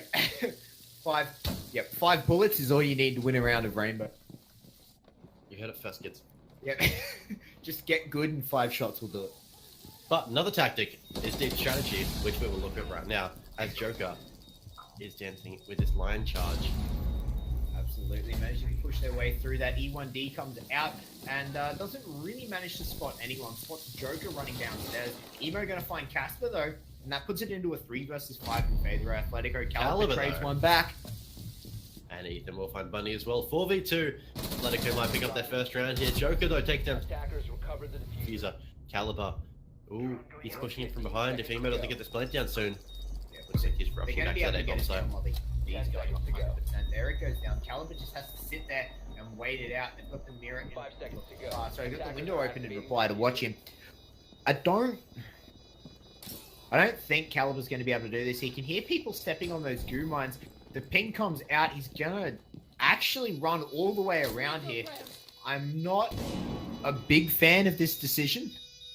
Like, Athletico are going to have someone watching their back. They're going to have someone watching every single entrance right now. Caliber needs to stick to a plan. He needs to... He's running out of time. Yeah, he's running out of It's time. taking too long. Yeah, he hasn't... he's going to run out of time. He's just looking for a kill above right now. There's really nothing he's doing. Trying to do some tricky tactics, but in the end, it doesn't matter. As there we go. Athletico pick up their first round. They took it a lot more smoothly right there. I think that was a deserved round by Athletico. They went back to their basics, and they did it by the book. Absolutely, they managed to get their trades, which went down for Athletico. Another Athletico member peeked around and picked up the refrag, right? So it was really, really good to see them getting those refrags and getting those trades. But I can't help but think that Caliber had a shot until he didn't commit to something, right? And that's one of the biggest problems when a defender has to retake a site is they don't commit to something. You're on a time frame. You can't just keep running around the map like a headless chicken. You can't go looking to pad that KD. You have to do something. The round win is more important than your... Precisely. Right here in this round. 6th pick, can it come out by anyone? Yep. Yes. Trend. Another Maestro. Maestro being used as a 6th pick a lot. He is. They want to keep it hidden, but he's a good pick. Yeah, I'm not exactly sold on the whole, continuing to pick the same operator of 6th pick. Well, I mean, you might as well. In the choice between doing it or not, you might as well. Really. Like, what else? Yeah, I think Maestro is a better pick than Vigil, hands down. But yeah. I don't know if especially if you've been doing it every single time so far. 4 rounds in a row now, they've 6th picked Vigil out from someone else. They've 6th picked Maestro out from... Well, I mean... Once you do it for someone else, try and keep things fresh. Try and keep your opponents guessing.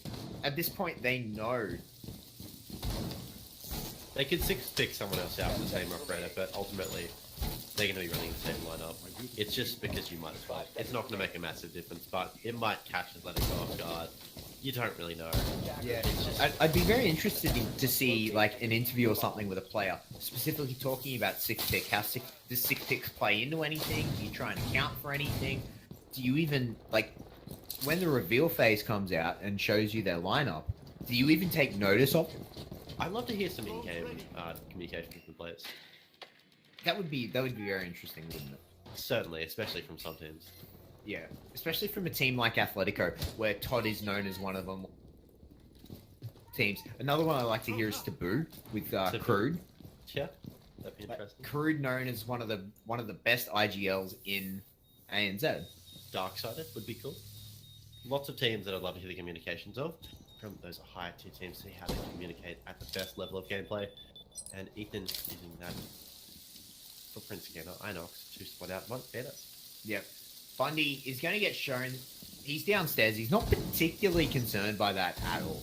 Let's be honest with you. He just gets scanned and he goes, "Okay, guys, I'm getting scanned. Can people cover me off? I'm in a safe spot." You can't.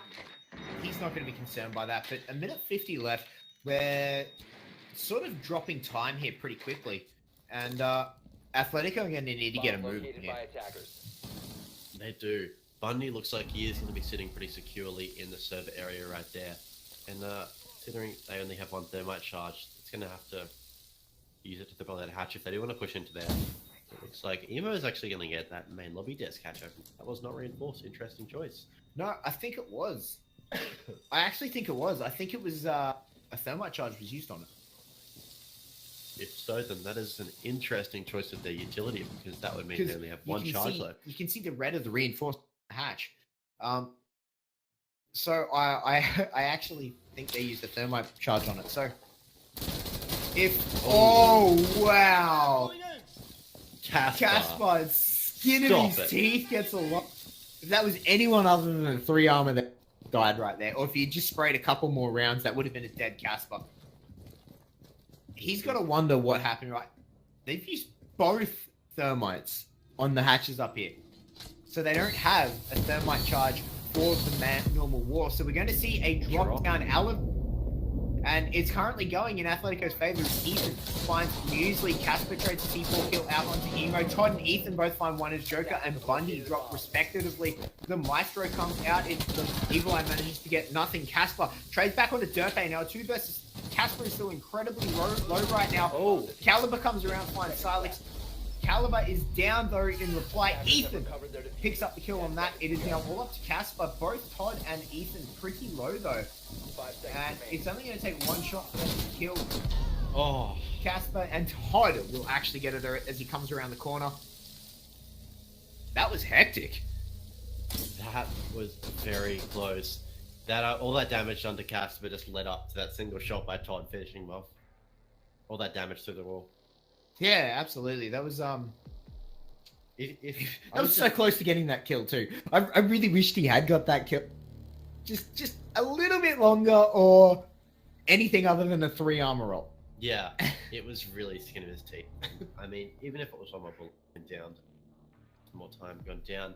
Casper's gonna rewatch that VOD in the future and go, "Damn, I got lucky." Yeah, there's not much you can do to that though. But Todd was on Montagne for a second there. Excited. Yeah, I would have loved to have seen him on a Monty. So you're the French one out of the two of us, so I'm not going to attempt to say it. But I'm not French. I'm not French, but Todd is going to 6-pick Montagne. Yes, Montagne. Mountain. Yes, all right. So we do have a Monty pick from Todd. They are attacking Locker's CCTV room. They're expecting this to come out. So I think any other bomb site, I don't think the Monty would. No, precisely. Lucky they have gone downstairs because obviously that Montagne. But I'm not even sure if I say it right. Montagne. Someone in Twitch. Not that I've always called him Montagne. Well, yeah. I'm just going to refer to him as the Mountain because that seems cooler. But, you know, his cannon weight is something like 64 kilos. Wow, I'm heavier than that. Yeah. So, like, they call... And yet his cannon weight... I haven't looked at it recently, so they might have changed it. But in the first season, when I was looking through all the stats and everything, his cannon weight was 64 kilos. If anyone out there wants to be a Montagne, 64 kilos, you can do it. But, and he can get the nickname The Mountain. Yeah. Who doesn't want to be nicknamed that? Yeah. Probably me, but regardless. If you want to be the Mountain, go for it. Yeah. Follow your dreams, kids. Wow, Ethan, eight kills. 8 kills. Ethan, he's hitting it nicely to PC. We're still seeing a donut from Silex. Not the end of the world for Silex, though, as he is a very supportive player. He does a lot of droning and things like that. So, not the end of the world that he hasn't picked up a kill. I'm just excited to see Ethan flourish because he put a lot of work in like a ridiculous amount of time into as some people in the community have done. And to make that transition over nicely, I was saying, watch out for this player before this. He is going to be one of the better players in ANZ, and I'm really looking forward to seeing him keep going in a team like this. Yeah, well, he's managed to finally pick up, a Pro League spot on Athletico, which is a good team for him to actually get picked up by. So it'll be very interesting, to see how he flourishes on Athletico and how Athletico flourishes because of him as well. For sure. Joker is going to be in the server room right now. He's being pinched between a rock and a mountain. Absolutely. Todd just not really certain if he wants to push forward.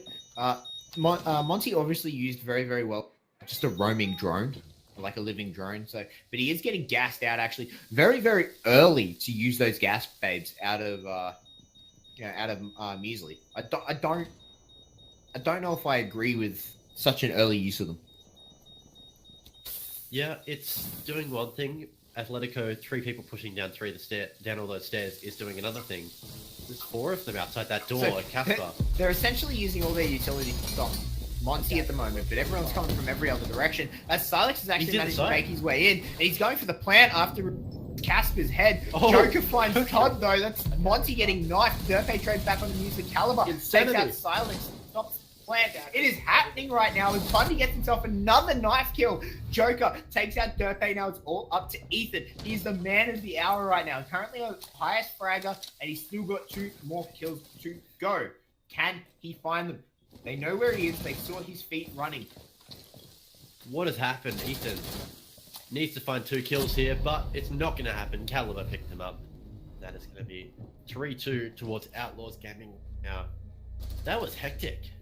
Yeah, that was full on. I really like the use of, baiting, like threatening Monty to come in one side. Yeah. And then everyone else coming in from the other side, right? I really like that strategy because whenever you see a Monty pushing, it's always with other people. You expect a planter to be behind Monty. I swear I saw Monty being like backed up by 2 people. All of a sudden it was just the other forms of Atletico all on the side of the main stairs. It was crazy. Atletico basically said, we can't go in from the roof. We don't have any hard bridge. They had hard bridges, but they chose not to. And so they just pretty much rushed in. It almost worked. It certainly did. I really like the strategy. It's unfortunate that it didn't work. That was a great defense by Outlaws to hold that off. But I'm really impressed with Athletico's strategy. It's something they haven't used. I think they're going to have to look at it a bit harder, though, because obviously it didn't work out for them. It was way too close to be an effective strategy repeatedly. Yeah, absolutely. I don't think I don't think they will I don't think they will repeat the strategy. I don't expect them to repeat it, to be honest. It was definitely a once-off thing. Not sure if it's it just again. very unfortunate. Ethan's going to be helping Pulse. Pulse was banned on Oregon.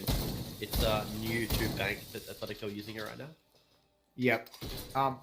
This is something actually I'm surprised we haven't seen a bit more of Pulse. You know, Pulse in the gold, you touched on it a little bit earlier. It's a very, very common thing to do.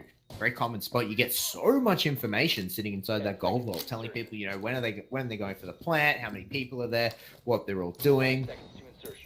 I think that Pulse is going to be... Pulse is a great information gatherer on bank specifically because of that gold. 100%. And then he can just rotate over, use that C4, possibly deny. One thing I've seen used a fair bit is Pulse sitting on server stairs. It's just basically a more aggressive version of sitting behind the bank vault. So you sit on server stairs and then you just pop out and kill expected. Yeah, well so it's a bit aggressive because obviously, you know, you have to go for the shots. And you can't just stand there on your scanner and get the information. But it's a viable tactic. It is, and it can catch people off guard really quickly. But it's not going to catch Caliber off guard. He's got that. He's got the wrist strap out, and he's searching for those gadgets. Now Athletico in their defense. Now this is their first defense. Yes, we just did have a round swap. Outlaws obviously having a bit of success on that defense. Whether Athletico can do the same thing is yet to be seen, but we get to find out.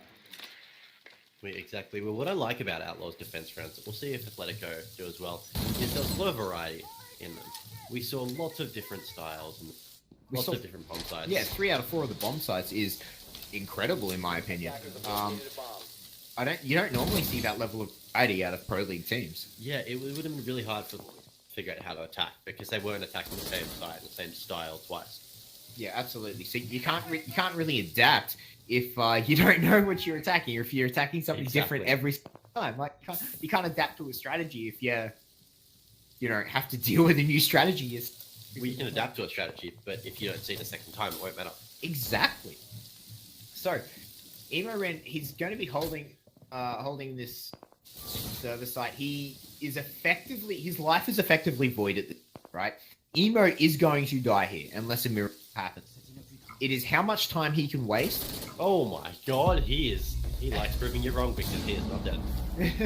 He manages to get out alive. He runs the gauntlet somehow, as Silex is unfortunately going to drop. Todd has found Casper, but Todd gets himself a second as he drops Caliber as well. Very, very surprised that Todd has managed to get that. So after the disconnect, that is going to put Athletico in an advantage. Double kill. Todd is still going to be harassing the attackers as well. Easily getting that thermite charge off. Looks like now they're going to be going for the plant right here. A very standard plant. We'll have to without C4 outpoint. Effectively predicting and getting away. Something else is going to have to come through, and that answer is Todd as he comes through plant and kills Muesli, and Ethan's going to pick up a C4 kill. 2 seconds left now. Todd is going to get into a 4K for that round as he drops Bundy at the end. Wow. What a crazy round from Athletico, and Todd in particular coming up so huge. Todd just went in. He got 2 as soon as Silex dropped like it was his lucky charm. Just kept taking them out. He was probably angry at Ethan for taking that 5th kill. Who needs a Silex when you have Todd on rage mode right there?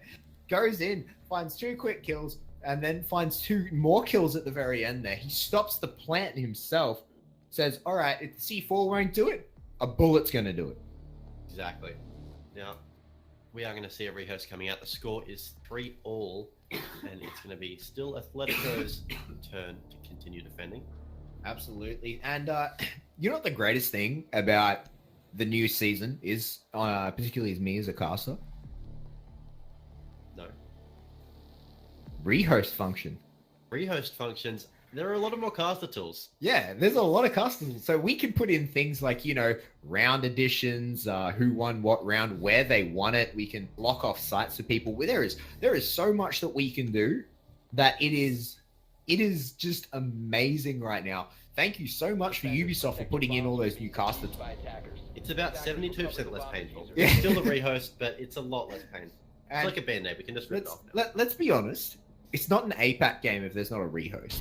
Exactly. Doubly so for ANZ, right? So I was actually worried that we might have got through a whole match without having a rehost. I have my resignation ready. And it's like, sorry, Jeebus, we're gonna have to have a conversation after this if there's no rehost. But no, it's great to see all these additional things added in, but it's those sorts of things that take the game that really make the experience of watching Siege as an esport to the next level. The user experience. Yeah, so not the user experience. The viewer It experience. improves the watcher's experience as well, because they don't have to sit through handmade graphics and things like that, manually updating scores again, and so it's those things that it makes the user experience as well. It improves the user experience, but it also improves the viewing experience as well. So Ubisoft, you've done fantastically with these functions, and thank you very much for that. Now, so I want to see if Athletico defense are going to be sort of as varied as Outlaws were, because Outlaws, they had a Outlaws have done so well so far. Yeah. Like, I think particularly on bank, they've done so well. They're it's tied up 3-3, but they finished the first half 3-2, right, with an advantage. So I'm very excited to see how close this match goes. And either Outlaws can either look at this and be very, very proud of themselves, or Athletico can look at this and say, what did we do wrong? Yeah, essentially. I think Athletico have played this rather well. There's been mistakes, there's probably play, but that comes with a lot of games, right? Like, no one can be perfect 100% of the time. However, that being said, Outlaws have played phenomenally.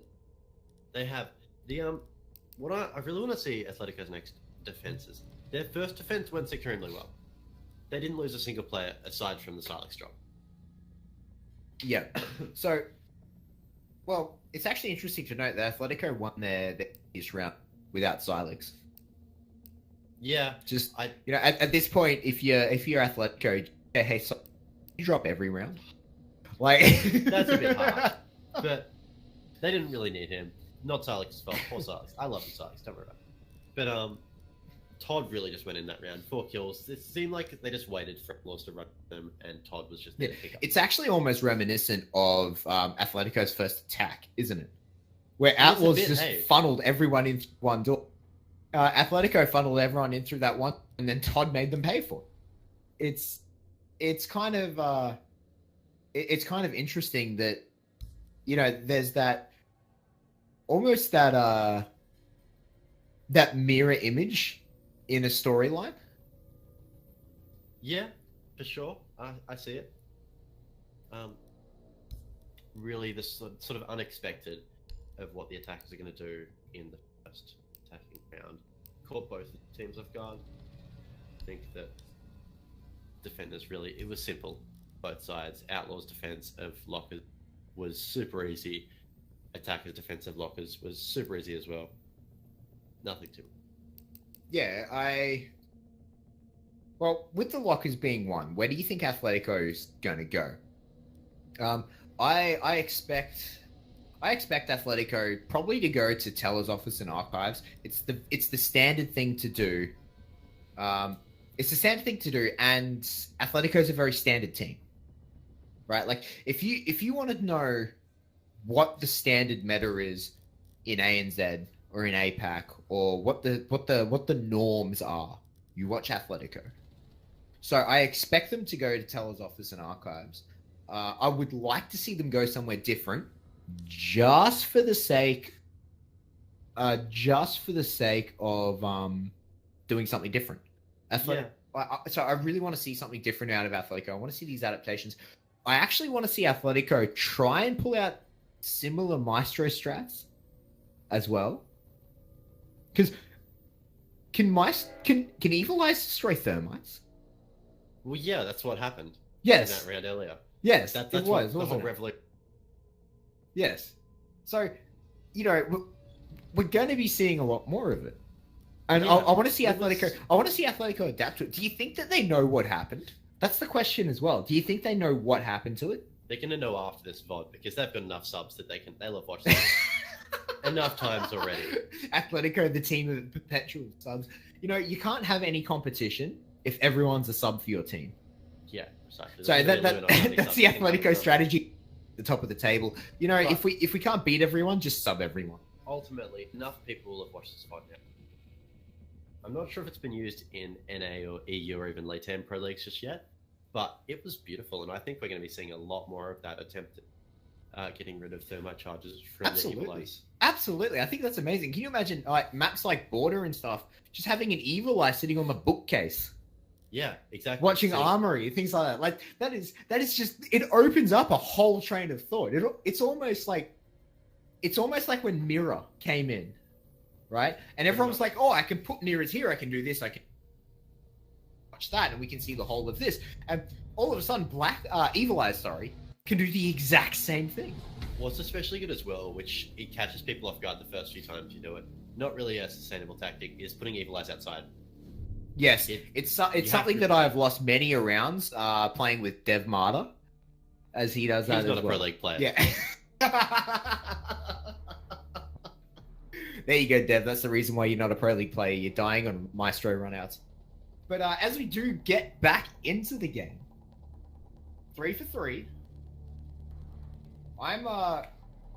we are actually going to be seeing something different from Athletico. So my prediction was wrong, but what I wanted to see was correct. Can. That's got to be a 6th pick. Rook. Are they alright?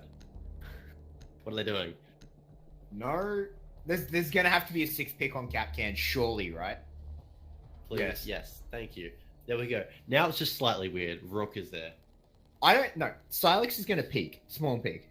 That's why you pick reckon? Rook. Yeah, that is why you pick Rook. You spawn peek with the ACOG. The MP5 has got 0 recoil, dead accurate with an ACOG. Silex, he's smart. He's not. Nah, trust me. They got this. I'm not saying Silex- Spawn Pickers are idiots, but it's just not a good idea.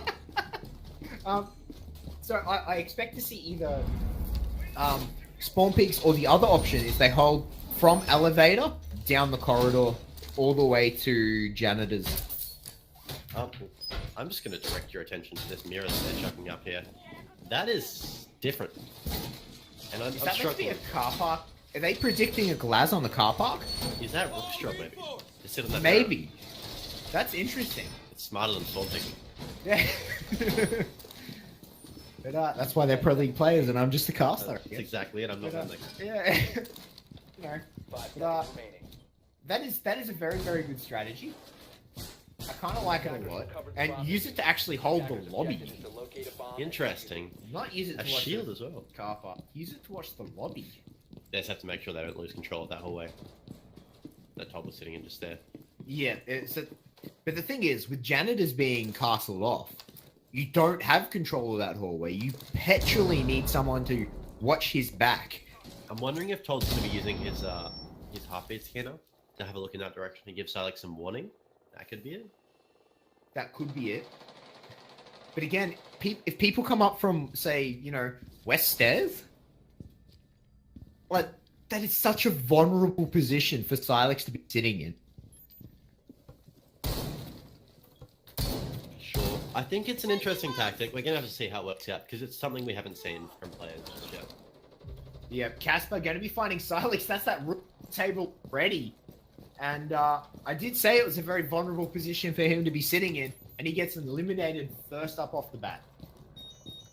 Yeah, it was risky. Didn't really pay off. Probably not going to do that again. And, I mean, Rook, he's already got his utility out, but it's not a lot. Let's be honest. So, I don't think it's going to be a repeat strategy from Athletico. No, I don't expect to be seeing that again, particularly with how easily it was dismantled. But with that being said, there's still, like, it's not over yet. They've lost a Rook. Not the end of the world, right? Like, not the end of the world. So let's see what the rest of Athletico can do now that they're a man down. And, oh, wow. That is a long angle right there. Yeah. That is a good angle. Ethan Holding not managing to get anything, though, fortunately. Going for some more peaks as he gets himself out of that corner. Thermite going to be opening up the executive wall, though.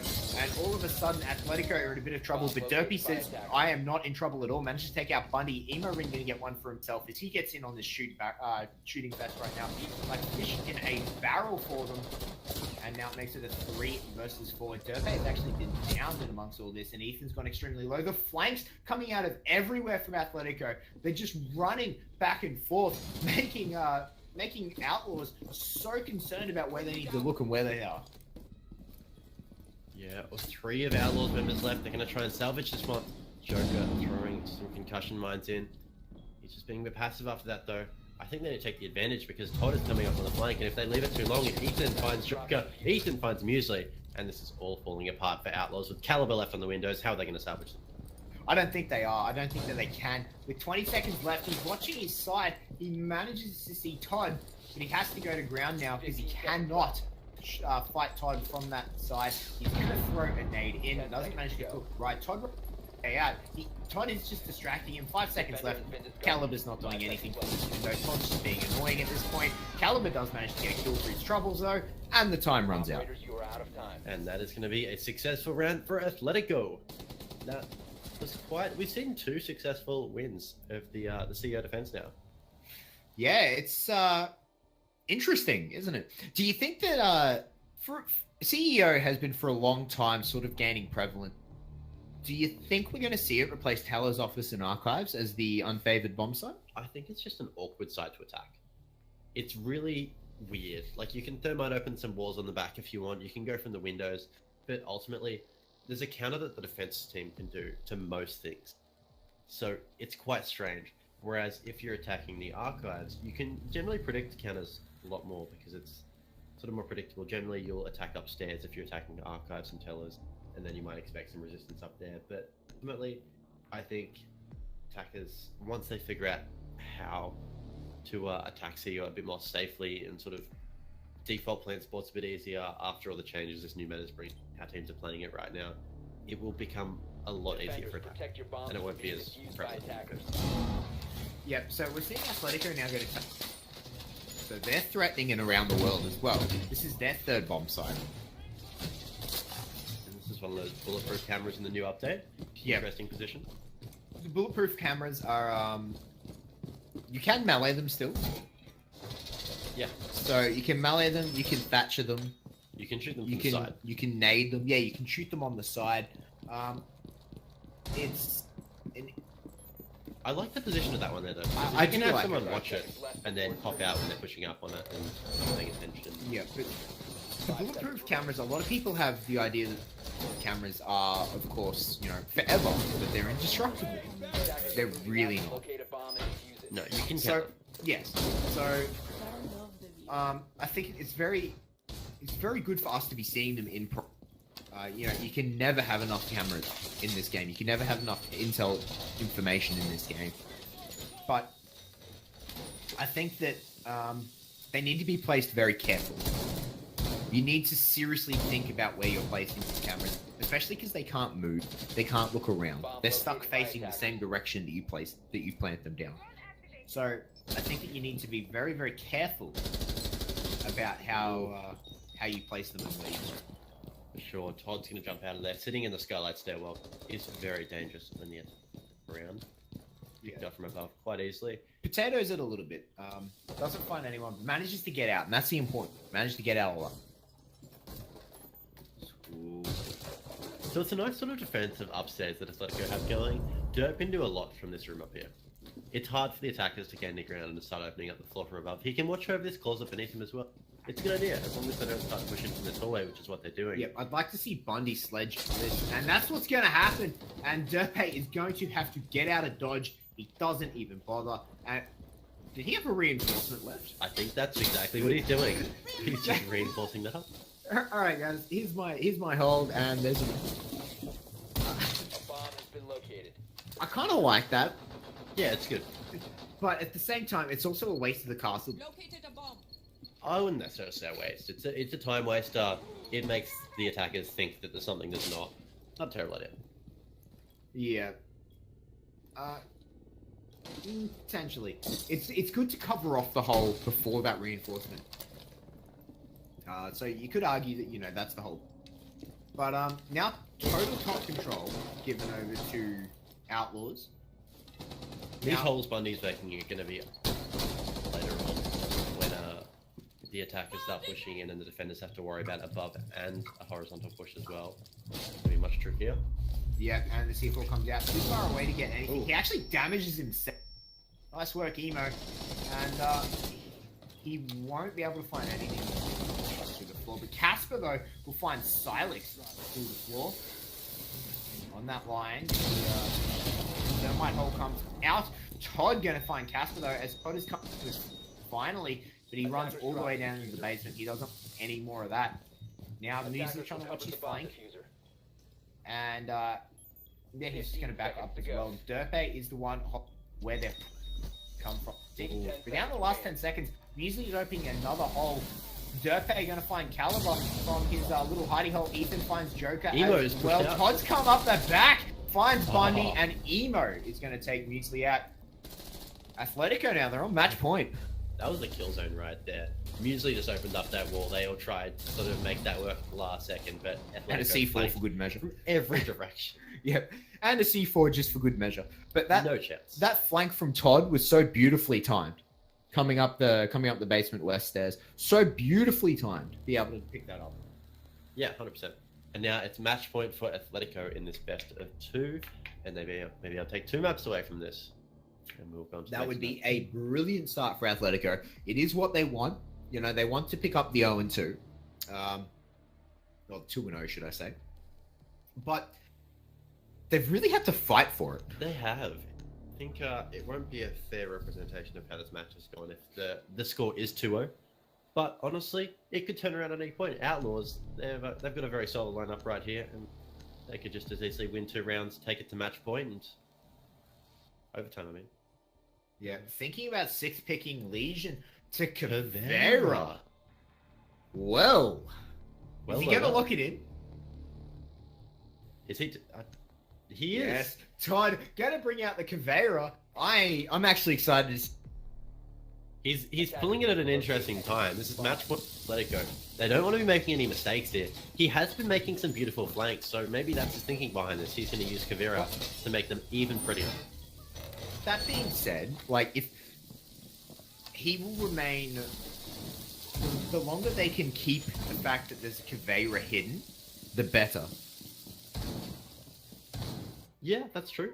So we'll see if the drones don't sit in the prep phase, but ultimately, a bit confused though, because he swapped off an operator that, I mean, most operators have more utility than Caveira.